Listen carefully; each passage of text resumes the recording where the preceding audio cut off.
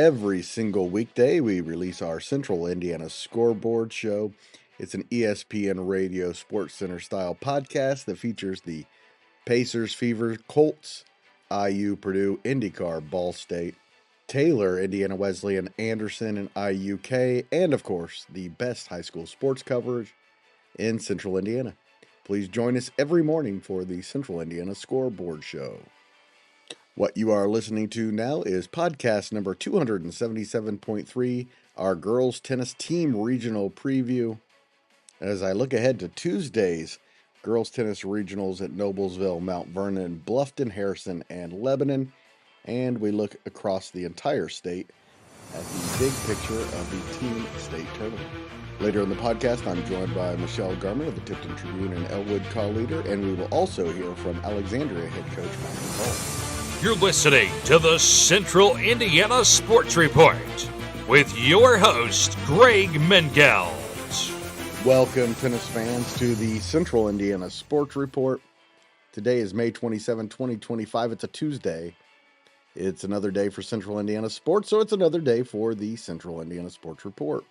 I'm your host, Greg Mengelt, podcasting today from Madison Grant High School. Producer Susie is in the control room at headquarters in Jeffersonville. Coming up, we have team matches for the tennis regionals all across the state with a focus on regionals at Noblesville, Mount Vernon, Bluffton, Harrison, and Lebanon. Then Tipton Tribune and Elwood Call Leader sports editor Michelle Garmon will join me to talk about another amazing season for the Alexandria Tigers under head coach Matt Devault, and we will hear from Coach Devault as well. Then on Wednesday and Thursday, we will have our girls' regional scoreboard show. Those will also include the individual players who are still left in this weekend's individual sectional. Unfortunately, the IHSA had not released those matchups prior to me recording this podcast. We do know that Tipton's, McCoe, and Eastern's number one doubles teams have advanced. I will have more on that for you tomorrow. Before we get to the preview, please go to our YouTube page and subscribe. Just search Central Indiana Sports Report. It's really easy to find. That's our new hub. All of our podcasts are there, and we're going to start adding video very soon. And again, please join us for our regional scoreboard shows on Wednesday and Thursday. And we start at the regional at Noblesville, where we have 4 local teams, including the Alexandria Tigers, who won their 7th sectional championship last week by beating Frankton. The Tigers have won 6 consecutive sectional championships, but have never won a regional. They play number 4 Westfield in the opening round on Tuesday at 4:45. Westfield beat the Tigers 5-0 last year on their way to the semi-state. On the other side of the bracket will be number 16 Delta against Jay County. Delta has won 20 regional championships. They had a 9-year winning streak ended last year by Westfield. Jay County has never won a regional. They won their 10th sectional this week and their 4th straight. They lost 5-0 to Delta in last year's first round. So it's the same 4 teams this year. Here is Michelle Garmon with Alexandria head coach Matt Devault talking about his team's recent success and the challenge of facing the defending regional champion Westfield in the regional. Well, Matt, 6 in a row. I'm sure it never gets old.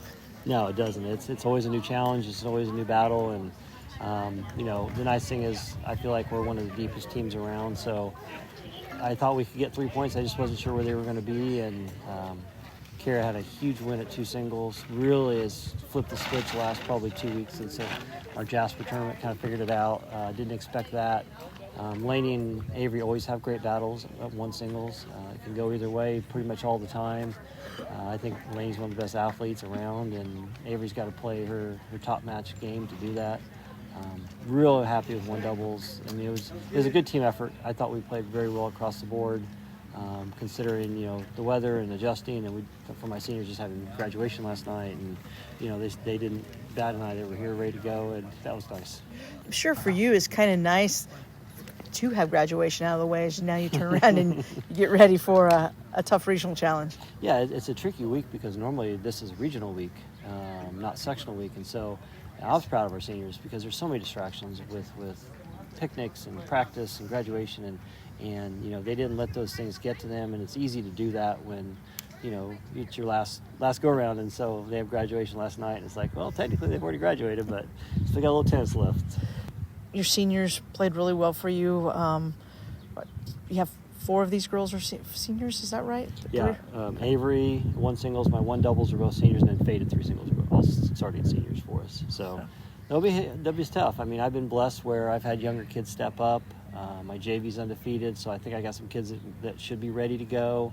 But, can we reload? That's always a challenge in a small school, and I think we've been blessed to do that the last several years. How much do you credit to the fact that of your program and everything that you've put into it for all of these years? I mean, it's a really good program, and for a small school, it's almost like in a sport like, I think, tennis, you almost have to have that for continued success. Yeah, I think it's a matter of finding girls that are willing to buy into what we do, and I think we do some things differently than a lot of people do with how we build the program and some of the formation things and some of the tennis stuff we do. And when they get in it, they have a blast and have a lot of fun, and then they just like the seniors, I mean, they're just wonderful to coach. And a lot of those seniors weren't even on the radar as freshmen in terms of varsity, and all of a sudden we're getting big wins at 1 singles and 1 doubles, and Faye gets a huge win at 3 singles. And 4 years ago they were just, oh, this is tennis, what am I learning? And I think they buy into what we do quickly, and they're not afraid to come out during the summer and hit, and it shows on matches like this. And we have a really tough schedule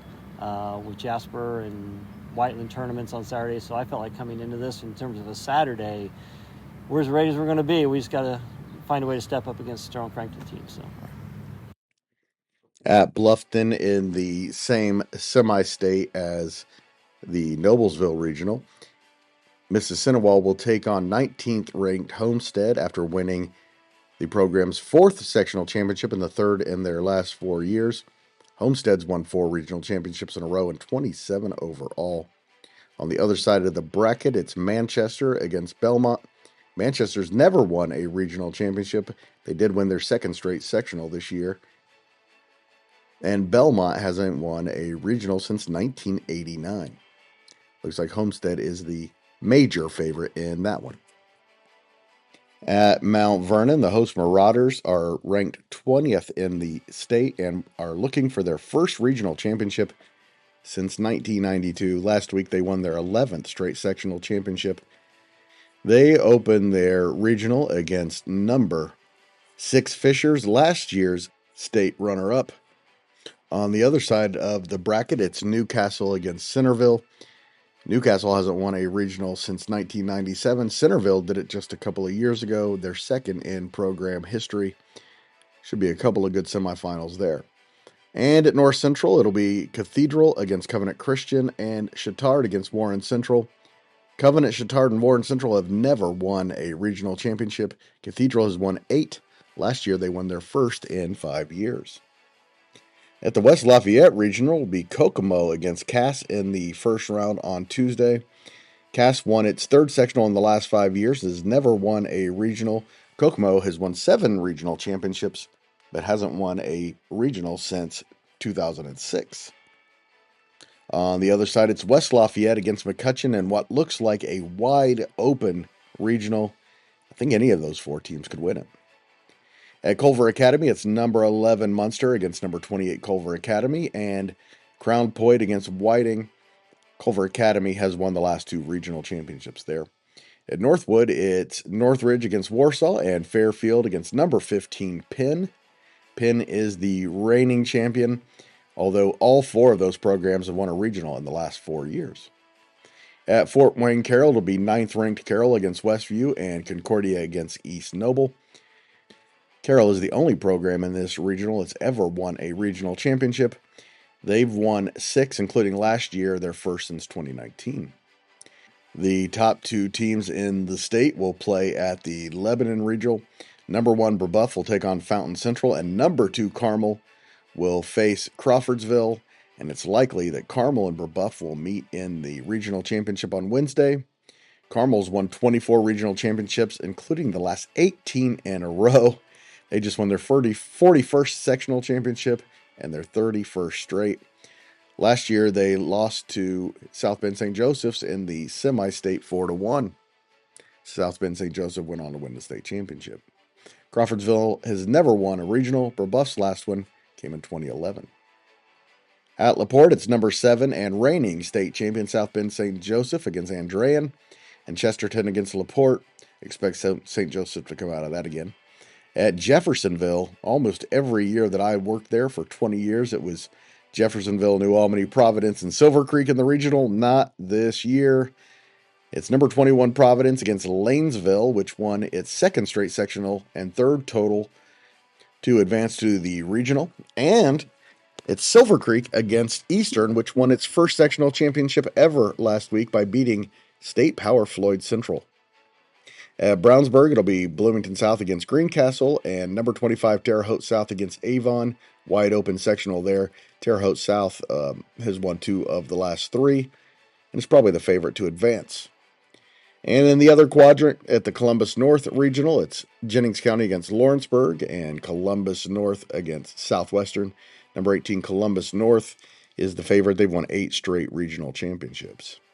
Number 17 Center Grove hosts the regional and will host Connorsville in the first round. Triton Central and Perry Meridian will face in the other. None of those teams have won a regional championship since 2021. Center Grove is the favorite there. And at Jasper, number 3 Jasper has won 4 straight regionals and will be favored again. They take on Sullivan in the first round. Washington and Bar Reeve will face off in the other. And at Bossy, it's number 13 Castle against number 9 Memorial in what may be the best match of the entire state on Tuesday. And then Gibson Southern against Mater Dei. Please stay tuned for Michelle Garmon of the Tipton Tribune and Elwood Call Leader. You're listening to the Central Indiana Sports Report with your host, Greg Mengel. Michelle, I've already gone through all of the brackets across the entire state, but particularly at Noblesville, where Alexandria will play in its 6th consecutive regional at Noblesville on Tuesday in the semifinal round with Delta and Jay County and the other half of the bracket. And at Bluffton, we have Mississinawa and Homestead, Belmont and Manchester. So some local and semi-local teams there as well. But we are here to talk about the Alexandria Tigers today, Michelle, and what a program Coach Devault is running there. I did not realize that I didn't realize that he'd been there so long and that his program, I believe in 1995 is when he first took over at Alec. And, he's done something special with the girls and the boys, both. They're just their entire tennis program. And, 6 in a row. It was, Frankton did a nice job. He seems to be able to reload every year. Now graduation is going to hit them a little bit this year because Avery Cuneo, number 1 singles, graduates. They're both of their number 1 doubles players, Lily Harp, and I can't think of the other one. Seniors Day was almost their entire team, Michelle. Coach Devault doesn't seem to be too concerned because he said his JV team went undefeated. But, Frankton keeps gaining ground, and they're getting a little bit closer to Alexandria. Stefan's doing a nice job with Frankton. They also lose some seniors, but Laney Hamaker is back at number 1. They do graduate number 2 singles, Sloan Harrison, but I think they get back Layla Dietzer, half of their number 1 doubles team. Kim McQuire graduates, and then I think is that it. And then he has people back. Another Harrison returns. One Harrison graduates. One Harrison returns. Yeah, so it's so those two are going to battle it out. And even though Alexandria won 4-1, Frankton's win came at number 2 doubles. And I know last year Alec only beat him 3-2 in the sectional championship, but those scores could be deceiving because Frankton played there. I was there, and they played well. The thing about Alexandria is they kind of want to lull you to sleep. They play very good defensive tennis, and then they'll bring on a game, look for a chance to get a game winner. I think you have to you have to be aggressive and you have to take some shots against them so they can't settle back in and get, and you have to move them around. You can't let them get comfortable. I think that's what makes them so good. They rarely beat themselves. And I said going in, and I was glad I was there because I really believed the best individual match of the sectional would be at number one singles between Avery Cuno of Alexandria, a senior, and freshman Kendall Coe of Tipton. Kendall is now 11-3 in singles. She won one doubles match, only doubles match she played this year. And one of her three losses was earlier in the year in 3 sets to Cuneo. And, she came back and won in a first set tiebreaker and then won 7-5.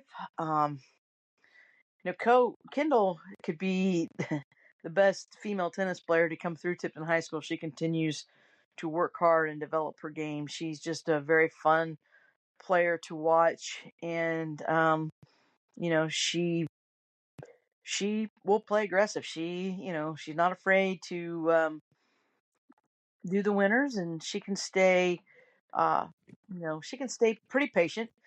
There a couple times she made two or three things went against her and she got a little frustrated, but a little talk with her coach, between at changeover, just take a deep breath kind of thing, and she would just regroup and come back and be solid. So it'll be interesting to see how she does in the individual tournament.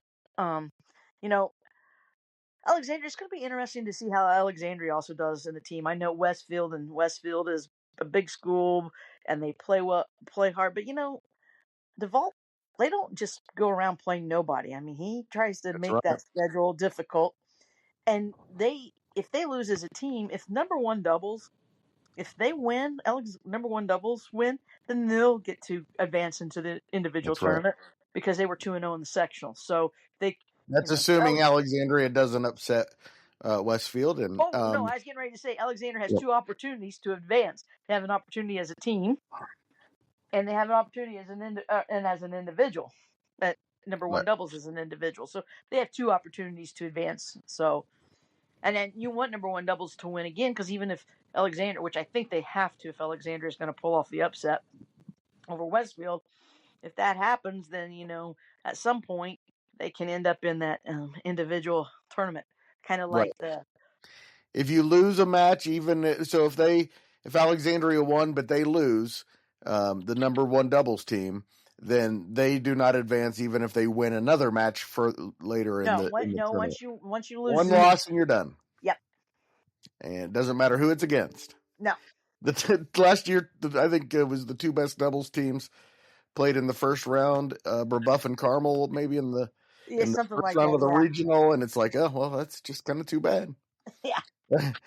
But that's the way it is in Indiana high school tennis. I think they should fix it, but yeah. Oh, I do too. That's a story for another day. It is a story for another day. The problem is you run out of time, and if Indiana was a southern state, it would give you could do a little bit more because you could compress some of your seasons, or you could start even earlier because you're going to have nice weather. Well, they could compress some of their season now, Michelle. Let's be honest. Well, yeah, but in the spring it's hard because of the rain and everything is what I'm getting. And I don't want the spring to be compressed. I'm thinking have an individual tournament and a team tournament separate. Right. But what I'm saying is the spring sports and like volleyball, the fall sports, they've been, other than football, those seasons have been condensed so they can have their big time basketball tournaments. And I get that. I'm just saying, Michelle, that longer postseason, shorter regular season. That's all I'm saying. Well, but that needs to be across the board. I mean, every sport. Well, I'm saying in particular a couple of sports that need to separate out their individual tournaments from their team tournaments. And that includes cross country and track and tennis. And let's have team events and individual events. And because the regular seasons in these sports don't mean very much. Of course, conference meets do and all that. But here's my thing. Yes, have your separate individual tournament. And I wouldn't be opposed because you could run these concurrently. And you could have a 2-class tennis and have 2 class. small Yes. and big, and then your individual is everybody. Exactly. That's exactly what they need to do. And then that way your teams, yeah, and Track that's meets, just they can do that track in class yes, against team, and then you go to an individual tournament where everybody competes against everybody. right. Because I said you want to have. I said you really need one class tournaments in these individual sports because I said if you Yes. don't, the college coaches are only going to go watch the large class Most tournament likely, yes. because they know that's where the best competition is. They're going to see athletes competing against Yep. the better competition. So that's where they And will and being from Tri Central High School doesn't make you any less of an individual athlete than being from Carmel High School. exactly, But it does mean that you're not going to be able to compete as a team. And exactly, so you need to separate these two things out. yes, Have the individual tournaments and have the team tournaments and have longer postseasons for particular sports. yes, Wrestling, track, cross country, two different tournaments is what I'm suggesting. And I think that's good for everybody. yeah. I will agree with that. And Michelle Kokomo, of course, having a lot of success this year in both their boys and girls athletic programs. Won another girls tennis sectional championship. They will go to West Lafayette and face Lewis Cass on Tuesday at 4:30. Kokomo, now the Kokomo sectional, they hosted it, but they ended up because of the weather. They played their sectional tournament at the indoor facility. They had indoor And courts. And that's really where. that's one that was determined in the first round. Kokomo against Eastern. Kokomo came out 3-2 with a victory, Yes. and then of course won the rest of the tournament fairly comfortably. Yeah, they beat Northwestern 4-1, and they beat Northwestern last year, I think, to end Northwestern's like 3 or 4, 5 year run of sectionals, and then so. But yeah, Eastern was Kokomo's top competition heading into this year. And of course, Eastern's double team is still alive. We will hear more about that on Wednesday's Central Indiana Regional Scoreboard Show. Thanks so much to Michelle and Coach Devault, and thank you for listening.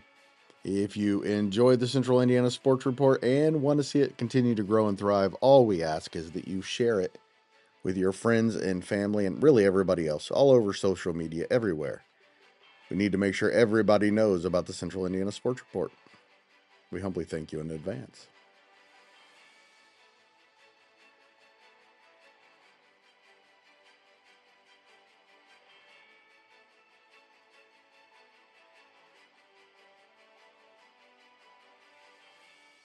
Central Indiana Sports Report is a product of ITG Media, and I love Susie.